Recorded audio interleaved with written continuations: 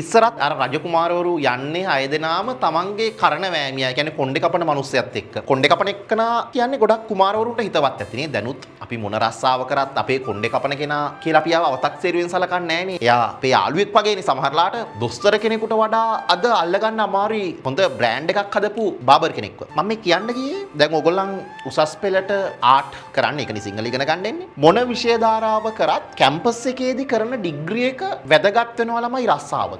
ඕගොල්ලෝ මම හිතන්නේ කැම්පස් එකක ගිහිල්ලා ජනසන්නිවේදනයේ ඉගෙන ගන්නවට වඩා මතක තරහ වෙයිද දන්නේ වටිනවා සැලෝන් කෝස් එකක් කරන එක කියලායි මට හිතෙන්නේ. කැම්පස් එකක ගිහිල්ලා සමහර වෙලාවට මොකක් හරි ආගමික විෂයක් උපාධියකට කරනවට වඩා වටිනවා මට හිතෙන්නේ මොකක් හරි කෑම හදන්න ඉගෙන ගන්න කෝස් එකක් හෝ ඩිග්‍රී එකක් හෝ කරන එක. ඒ කියන්නේ පැටියෝ අපි අපේ රස්සාවට කරන්න ඕනේ අපි ඇත්තටම දක්ෂද? කියන්නේ අපි මං හැමදාම කියන එක. අපි දැනගන්න ඕනේ අපි මොනවටද දක්ෂ කියලා. දැන් උදාහරණයක් ගත්තොත් මට පුළුවන් මම දන්න දේ තව කෙනෙකුට ඉතාම පැහැදිලිව කියලා දෙන්න. මතක හිටින විදිහට කියලා දෙන්න. ඒක විස්තර කරන්න මට පුළුවන්. මම්මගේ රස්සාවට උගන්නන එක තෝරගෙන ඉන්නේ ඒකයි. මට කෝටි 100ක් දෙනවා කිව්වත් ඔයා එන්න මම ඔයාට කෝටි 100ක් දෙන්නම් මාසෙකට. ඔයා පුළුවන් නම් මේ රට පාලනය බාර ගන්න. ඒකට මට ඒක කරන්න බැයි මම ඒක දක්ෂ නැහැ. ඒකට පළවෙනියටම පැටියෝ ඔයාලා රස්සාවට තෝරගන්න ඕනේ කවදා හරි දවසක. Taman දක්ෂද? මම නිතර කියන එකක්. ඕගොල්ලෝ දක්ෂ උයන්න නම් අම්මලාට කියන්න ඒක අවතක්සේරු කරන්න එපා කියලා. අම්මලා කියන්නේ ඔය උයලා කාටද බං හරියන්නේ? ගිහිලා ඉගෙන ගනින්.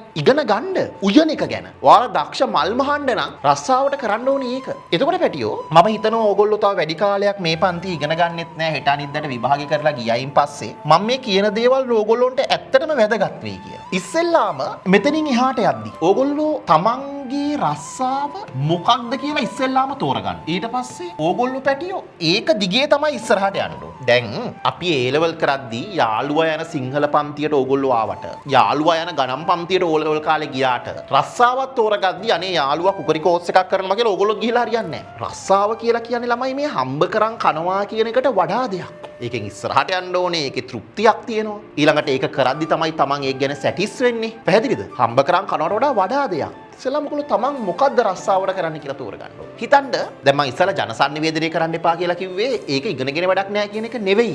ඕගොල්ලොන්ට ඕනේ නිවේදකයෙක් වෙන්න නම් ඒකට ඕනේ ජනසන්නිවේදනයේ උපාධියක්ම නෙවෙයි ළමයි. ඒ කියන්නේ ජනසන්නිවේදනයේ උපාධියක් තියෙන එකෙක් නිවේදනය කරන්න බැරි නම් වැඩක් නැහැ. ඇත්තටම ඇත්ත තත්ත්වෙත් ඒක තමයි. කැම්පස් වලින් සමහරලාට ළමයි ජනසන්නිවේදනයේ උපාධිය අරන් එනවා. ප්‍රැක්ටිකල් බෑ යාට. මං කියන්නේ ඕගොල්ලොන්ට ආස නිවේදකයෙක් වෙන්න නම් අපි හිතමු. එහෙම නැත්නම් අපි හිතමුකෝ ඕගොල්ලොන්ට ආසයි කවදා හරි දවසක සරලව ගන්නකො.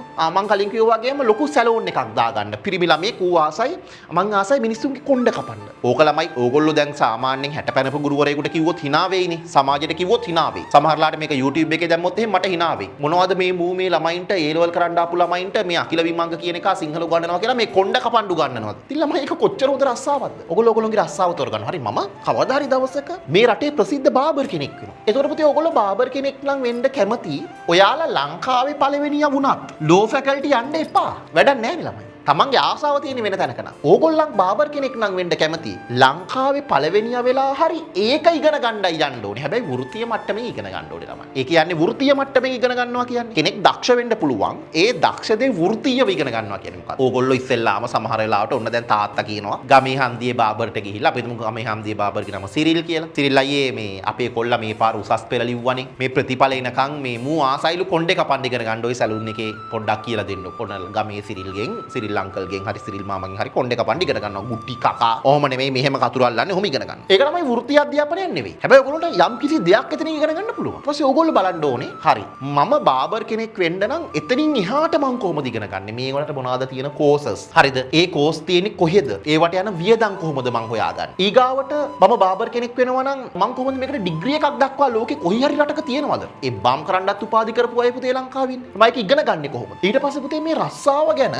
ඔයාලා වෘත්තීය මට්ටමින් ඇත්තටම හොයන්න ඕනේ. රස්සාව ගැන ඔයාලා වෘත්තීය මට්ටමින් හොයන්න ඕනේ. රැකියාව ගැන සොයන්න. එතකොට ඕගොල්ලොන්ට ළමයි හම්බ වෙයි අර හන්දියේ සිරිල්ගේ බාබරකින් බාබර් කම ඉගෙන ගන්න අතර සැලූන් එකෙන් ඕගොල්ලොන්ට හම්බ වෙයි යකෝ අහවල් රටේ තියෙනවා කොණ්ඩේ කපන්න දෙන උපාධි. එතකොට අම්මලායි මොකද මං උඹ මේ එංගලන්තේ ගිහිල්ලා කොණ්ඩේ කපන උපාධියක් කරන්න ඉතින් ඔක සිරිල්ගේ ඉගෙනගෙන එහා පැත්තේ කඩයක් දාගනින්කෝ. කොහොමත් කොණ්ඩේ කපලා අපිට ගන්න පුළුවන් රුපියල් 500යි. බොරු එහෙම නෑ ළමයි. කොණ්ඩේ කපලා රුපියල් ලක්ෂයක්වත් ගන්න පුළුවන්. ඒක අපේ මිල නම් හරිද? අපේ මිල නම් ඔයාට බ්‍රෑන්ඩ් එකක් හැදුනොත් ලක්ෂයක් දීලා කොණ්ඩේ කපන්න මිනිස්සු වා ඉස්සරහ පුටුවේ වාඩි වෙයි. කොණ්ඩේ කපන්න කියන එක අදහස් කරේ උදාහරණයකට තමන්ගේ රස්සාවට අනුව හිතා ගන්න. අම්මා අහනවා මං කිව්වා වගේ පුතේ එතකොට ඔය සිරිල්ගෙන් ඉගෙන ගනින්කෝ බං ඉගෙනගෙන ඔය ඔහොම සැලුන් එක දාපන්. ඔබ මෙංගලන්ත කියලා මොකටද බං උපාධි ගන්නෙ? කොණ්ඩේ කපන්න. කොණ්ඩේ කපන්නේ කොහොමත් ඉතින් කතුරෙන් අල්ලලානේ බං කපන්නේ. මොන මැෂින් එක ආවත් අර මැෂින් එකට ගාලා ගහලා මැෂින් කරන්ට් එකට ඕක අල්ලපන් මිනිස්සුන්ගේ ඔළුවට. නෑ ළමයි දෙයක් ගැන වෘත්තීයව ඉගෙන ගන්නවා කියලා කියන්නේ. ඔයගොල්ලොන්ට එතකොට මේකෙදි ඔළුවට දාන එක ඩයි වර්ග ගැන ඉගෙන ගන්න පුළුවන්. ඒ කෙමිකල් හැදෙන විදිහ ගැන ඉගෙන ගන්න පුළුවන්. තේරෙනවනේ?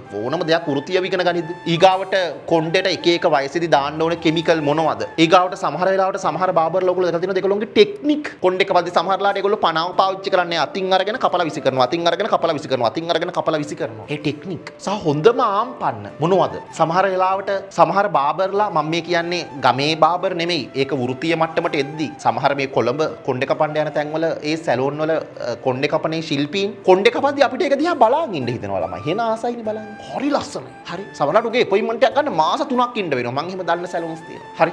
එතකොට ඒක ගැන හොයන්න. හොයලා ඊට පස්සේ ඒ රස්සාව ගැන ළමයි දිගටම ඉගෙන ගන්න. රස්සාව කරන ගමන් හොඳට මතක තියාගන්න මේක පොතකින් ඉගෙන ගත්ත කියලා වැඩක් නැහැ. මම ඒකයි කියන්නේ. ඒක ගැන ඩිග්‍රී එකක් තිබ්බත් වැඩක් නැහැ. ප්‍රැක්ටිකල් බැරි නම්. ඒකට ඒක ප්‍රැක්ටිකලි ඉගෙන ගන්න ගමන් ඒක ගැන වෘත්තීයව ඉගෙන ගන්න ඕනේ. ඊට පස්සේ අපිට වෘත්තීය දැනුමත් මේ පැත්තේ තියෙනවා. අපිට ඒක ප්‍රායෝගිකව කරන්නත් පුළුවන්. ඕනම රස්සාවක් එහෙම තමයි නිවේදකයෙක් වෙන්න ඕන නම් මං කිව්වේ ජනසන්නිවේදනයේ උපාධියක් විතරක් තිබිලා මදි. ඒක ප්‍රායෝගිකව පුළුවන් වෙන්න ඕන. සිංහල දන්න ගුරුවරු කොච්චර නැද්ද ලංකාවේ? උගන්වන්න පුළුවන් වෙන්න ඕන. පැහැදිලිද? එතකොට මේක දිගේ ඉගෙන ගන්න. එතකොට පැටියෝ අපිට මේ රැකියාවට අපි මත් උනා වගේ වෙනවා. ඒක ගැන හොයන්න හිතෙනවා, දේවල් කරන්න හිතෙනවා, රස්සාව සම්බන්ධව අලුත් බඩු ගන්න හිතෙනවා. ඔය සමහරලාට පුතේ මියුසික් ස්ටුඩියෝ කරන කට්ටිය ඉන්නේ අපේ කොල්ලෝ. හරිද? ඔය සින්දු මාස්ටර් කරන එහෙම ඉන්නේ. සමහරලාට ළමයි උන් වැඩ 10ක් විතර කරලා මහන්සිලා අවුරුද්දක් විතර මහන්සිලා එක බෆල් එකක් අරගෙන. සමහරු බයිනවා මොකටද බං අවුරුද්දක් මහන්සිනේ බෆල් එක ගන්නද? ඒ තමයි ළමයි රැකියාවට මත් උනහම හැටි. ඕනම රස්සාවක්. ඒ රස්සාවට ආදරය කරද්දී ඒ රස්සාව ඇතුලේ මත් වෙද්දී අපි හම්බ කරන දේවලුත් ඒ රස්සාවටම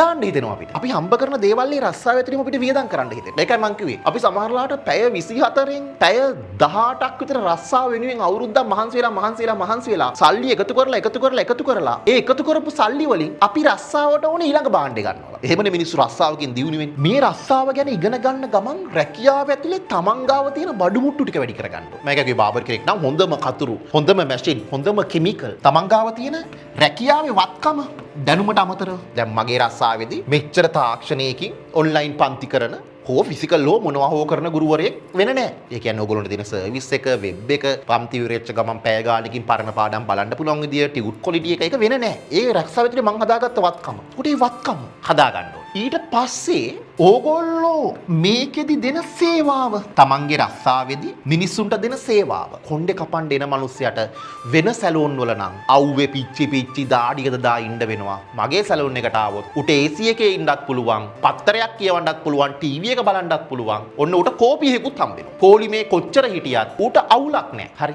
සේවාව. වෙලාවට වැඩ කරන එකේ සේවාවේ කොටස්. ඒතර මිනිස්සුන්ට එන්න හිතෙනවා. දැන් සැලෝන් වල අපි දැකලා තියෙනවා නිකරුණේ ගැවසීම තහනම් කියලා. එහෙම නෙමෙයි නේද ළමයි. ඒ කියන්නේ සැලෝන් එකක කොණ්ඩේ කපන මිනිස්සෙක් ඉන්නයි ඒක ඇතුලේ ඕනේ. සිගරට් බිබී ඒක ඇතුලේ නෙමෙයි ඉන්නයි ඕනේ. සැලෝන් එකට එන මිනිස්සයාට කොණ්ඩේ කපන්න විතරයි සමහර වෙලාවට එයා එන්නේ. ඔයාගේ රස්සාව මම සැලෝන් එකට උදාහරණයකට ගත්ත නිසා කිව්වේ. සමහර වෙලාවට ඌ ඒක දැක්කිනවා ටීවී එක දාලා තියෙනවා මේකේ මෙනිකියු පෙඩිකියුත් කරනවා. අනේ මගේ කකුල් දෙකක් සුද්ධ කරලා දෙන්නෝ කියලා ඉඳගන්න. එතෙන්ට ගියාම තව එකක් ඒ මිනිස්සයා ආසාවෙන් යන්නේ. ඊගාවට අපි ගොඩාක් වෙලාවට අපි රස්සාවෙන් පොතේ වරද්ද ගන්න තැන් තමයි අපි රස්සාවේ ප්‍රචාරණීය මාකටිං අලෙවිකරණය. ඒක ඉස්සරහට දා ගන්නවා ළමයි. මේ ඔක්කොම පිරුණාම තමයි අපි මේ රස්සාව සම්බන්ධය ප්‍රචාරය එහෙම නැත්නම් මාකටිං කරන්නේ. මේ ඔක්කොම ටික පිරුණාට පස්සේ මුලින්ම අපි හිතමුකෝ අපි කඩයක් දානවා කොත්තු කඩයක්. අපි මාකටිං කරනවා මෙහෙම තියනවා අරවා තියනවා මේවා තියනවා කියලා මාකටිං කරනවා. මේකක්වත් නැහැ. කොත්තු ගහන එක ළමයි නිකන් දවසක් විතර කොත්තු ගහපු එකෙක්. ඌ කොත්තු ගැන දන්නෙත් නැහැ. ඌ දන්නේ එකම කොත්තුවයි ගහන්න. ඌ කොත්තු ගහන්න ඉගෙනගෙනත් නැහැ. හරිද? ටිකක් දවස් යද්දි බඩේ අමාරුව හැදෙනවා කොත්තුව කාලා පහුවදාට. ඊගාවට ළමයි අර මලකඩ කාපු කොත්තු ලෑල්ලක් තියෙන කිසිම වත්කමකුත් නැහැ. කොත්තු ගහනකම් බලන් ඉන්න උන්ට කොත්තුව පරක්කුද කියලා කුණු හාරපෙන් බඩිනවා. ඉතින් ප්‍රචාරණය වැඩක් නැහැ. මෙන්න මේ කියන ඔක්කොම ටික රැකියාවේදී ඕගොල්ලෝන්ගේ තිබුණා ඊට පස්සේ අපි ප්‍රචාරණය ගැන හිතන්න ඕනේ. පැහැදිලිද? මාකටිං කරන්න ඕනේ ඊට පස්සේ. එතකොට ඇයි අපිට මාකටිං කරලා අපි හිතමු හරි දැන් ඔන්න අපි ප්‍රචාරණය කරනවා. මාකටිං කරද්දී මිනිස්සු ඇතුළට එද්දී ඒ ඇතුළට එන පාරිභෝගිකයා හරිද පැටියෝ? සතුටු වෙන දේවල් අපි ගාව තියෙනවනේ. යන්න ඕනේ අද ඔන්න දැන් මම සැලුන් එකක් දානවා අකිල සැලුන්. යන්න ඕනේ අකිල සැලුන් එකට කොණ්ඩේ කපන්න. සාමාරයිනේ. හතර වටේ ටීවී දාලා ඉඳ ගන්න තියෙනවා. ඉඳගත්ත ගමන්ම ලස්සන කෙල්ලෙක් ඇවිල්ලා තේද කෝපිද බොන්නේ කියලා අහනවා. මගේ අපොයින්ට්මන්ට් එක මට දුන්නේ දවල් 12 මාට මං කෝකටත් කියලා 12ට ආවා. වෙනම ඉඳගත්ත පුටුවේ කුෂන් එකේ බෙද්දි කවදාවත් අපේ ජීවිතේටවත් ගෙදරවත් මෙහෙම පුටුවක් නැහැ. කෝපි එකක් ගෙනල්ලා දෙනවා. සර් මොනවද කින්ද මන්ද අහනවා. අර කෙල්ල ඇවිල්ලා ආනේ සර් කොණ්ඩේ වැවිලා නේද කියලා අත ගාලා බලනවා. සර් නම් කොණ්ඩේ කපලා බලන්න දැන් මේ සර්ගේ සුදු වෙලා නැහැ කොණ්ඩේ එකක් දෙකක් සුදු වෙලා තියෙනවා. ඕනේ නම් ඩයි එකක් දාමු සර්. අපි ඒක අකිල බාබර් එක කතා කරලා බලන්න. නේද? ඒක ඇතුළට ප්‍රචාරණයෙන් ආපු මිනිහෙක්ව තියාගන්න විදිහ. ඊගාවට එතනින් යන මිනිස්සු hina වෙලා යද්දි අලුතෙන් ආපු මිනිස්සුන්ට එතෙන් ඉන්න තියෙන කැමැත්ත අපේ රටේ ඇයි ළමයි ගොඩක් අයගේ රස්සාවල් අසාර්ථක වෙන්නේ. ප්‍රචාරය ගැන විතරයි අපි හිතන්නේ. අපේ රස්සාවෙත් එහෙමයිනේ. ටියුෂන් සර්ලා දැන් මාත් එක්ක ගොඩක් ගුරුවරු තරහයි. සිංහල ගුරුවරු. මං එයාලගේ වයසින් භාගයක් තරම්වත් වයස නැහැ. ලංකාවේ උසස් පෙළ සිංහල කරන ළමයින්ගෙන් 150කට වඩා ඉන්නේ මේ පන්තියේ. ඉතුරු 150න් 125ක් පන්තියක් නැහැ. ඒ ඉතුරු 125 තමයි ලංකාවේ 10 ගණන් ගුරුවරුන්ට බෙදිලා ඉන්නේ. ඒගොල්ලොත් මං කරන දේවල්ම කරනවා ප්‍රචාරණයේදී. Facebook එකේ ඇඩ් දානවා. මට වඩා දේවල් කරනවා. සමහර අය පෝස්ටර් ගහනවා. මම පෝස්ටර් ගහන්නේ නැහනේ. සමහර අය ඔය YouTube වීඩියෝ අනමන කරනවානේ. ඇතුළට ආවට පස්සේ මේවා ටික නැහැ. උන්ගේ රස්සාවට ආදරෙත් නැහැ, රස්සාව ගැන හොයන්නෙත් නැහැ, අලුත් විෂය කරුණු හොයන්නෙත් නැහැ, දන්නෙත් නැහැ. සමහර වෙලාවට උගන්නන්න දන්නේ නැත් ඉන්නවා. අපහාස කරනවත් නෙමෙයි. ක්වොලිටි එකක් නැහැ, ටියුට් එකක් වලට. එතකොට ළමයා රැඳෙන්නේ නැහැ. පාරිභෝගිකයා කියන එක එහෙමයි. ඒතර මං කියන්නේ අද ඉඳලා ඕගොල්ලෝ තමන් කරන රස්සාව මොකද්ද කියලා හිතාගන්න හැම වෙලේම මේ රස්සාවත් එක්කම ඉන්න ළමයි. උසස් පෙළ ලියනකම්ම ඕගොල්ලෝ ආස ඇඳුම් මහන්න නම් මොන ඇඳුම්ද මහන්නේ? හරි මං ආසයි බ්ලවුස් මහන්න. ඒකත් එක්කම ඉන්න ළමයි. Instagram එකට ගියාම, TikTok එකට ගියාම, Facebook එකට ගියාම ඒව ඇඳුම් ගැනම බලන්න. දවස් දෙකක් තුනක් බලන්න ඊළඟට පෙන්වන්නේ දිගටම ඇඳුම්ම තමයි. ගාමන්ට් ඉන්ඩස්ට්‍රි එක ලංකාවේ හැදිච්ච විදිය ලෝකේ කොහොමද තියෙන්නේ? පස්සේ ටික ඔයා ඒ ලෙවල් වලින් පස්සේ ඒ රස්සාව ගැන ඉගෙන ගන්නේ කොහොමද? කොතනින්ද වැඩ කරන්නේ? ඒ රස්සාවට එනට ආදරය කරා. තමන්ගේ රස්සාවට ආදරය කරොත් රස්සාව විසින් තමන්ව රැක ගන්නවා. ඇයි ළමයි ගොඩක් වෙලාවට රාජ්‍ය සේවකයෝ පෙන්ෂන් යද්දි දුප්පත් වෙලා ඉන්නේ. හැමෝම නෙමෙයි. හැබැයි බහුතරයක්. ඒ ඇයි ඒ? කවදාවත් උන්ගේ රස්සාව කරන්නේ කැමැත්තෙන් නෙමෙයි එන මිනිස්සුන්ට බනිනවා. කොහොමත් රස්සාවකින් දියුණු වෙන්න ඒක තමන්ගේ රැකියාවක් වෙනවා නම් හොඳයි. චෙෆ් කෙනෙක් වෙන්න ආස කොල්ලෙක් කෙල්ලෙක් ඉන්නවා නම් මෙතන ඒක ගැන හොයන්න, ඉගෙන ගන්න. තමන්ගේ රස්සාවට තමන් ආදරය කරන ප්‍රමාණයට සාපේක්ෂව රස්සාව විසින් පෙරලා තමන්ට සලකන්න පටන් ගන්නවා. රස්සාවට ආදරය කරන්න ඕනේ, රස්සාවට අවංක වෙන්න ඕනේ. මට කොච්චර උණ හැදුනත් මේ පන්ති ඇවිල්ලා උගන්නන්න හිටගත්තාම මේ උණ අමතක වෙනවා. ඒ ඇයි ඒ? මම මේ රස්සාවට ආදරය කරන නිසා තමයි මට මෙච්චර යාන වාහන හම්බෙලා තියෙන්නේ. මෙච්චර සල්ලි හම්බෙලා තියෙන්නේ. සමාජයේ ගෞරවය හම්බෙලා තියෙන්නේ. මම මගේ ජීවිතේ අයිති කරගත්ත හැම දෙයක්ම මට දුන්නේ මගේ රස්සාව විසින්. ඒ නිසා මම මේ ලෝකේ මගේ රස්සාවට තරම් වෙන කිසිම කෙනෙකුටවත් වෙන කිසිම දෙයකටවත් ආදරේ නැහැ. මගේ රස්සාවට කවුරු හරි කෙනෙක් අකුල් හෙලනවා නම් මම ඒකේනම මගේ ජීවිත අයින් කරනවා. මම ඒකේනම මගේ ජීවිතෙන් ඈත් කරනවා. ඒකට හේතුව මාව රැකගන්නේ මගේ රස්සාව. ඒ කියන්නේ හොයන්න මෙහෙම වුණාම ඔයාලට ඔයාලගේ රස්සාවෙන් ලංකාවේ පළවෙනියා නෙමෙයි ලෝකේ පළවෙනියා වෙන්න පුළුවන්. රස්සාවේ කෙළවරටම යන්න. තමන් ස්වාධීනව මේ රස්සාව ගැන හොයමින් ඉදිරියට යන්න. මේකට අහු වුණාම රස්සාවෙන් තොර අපිට ජීවිතයක් නැති වෙනවා. ඇත්තටම රස්සාවකට ඇබ්බැහි වෙන එක හොඳයි මිනිස්සෙකුට ඇබ්බැහි වෙනවට වඩා. ඇයි ඒ? මිනිස්සෙකුට ඇබ්බැහි වුණොත් ඒ මිනිස්සු අපිව දාලා ගියොත් එතනින් ඔක්කොම ඉවරයි. හැබැයි රැකියාවකට ඇබ්බැහි වුණොත් රැකියාවට ඇබ්බැහි වෙන ප්‍රමාණයට සාපේක්ෂව රැකියාවත් එක්ක අපි ඉන්න ප්‍රමාණයට සාපේක්ෂව රැකියාවට ඇබ්බැහි වෙන්න රැකියාව විසින් පෙරලා අපිට ආදරෙන් සලකනවා. අපිව රැක ගන්නවා.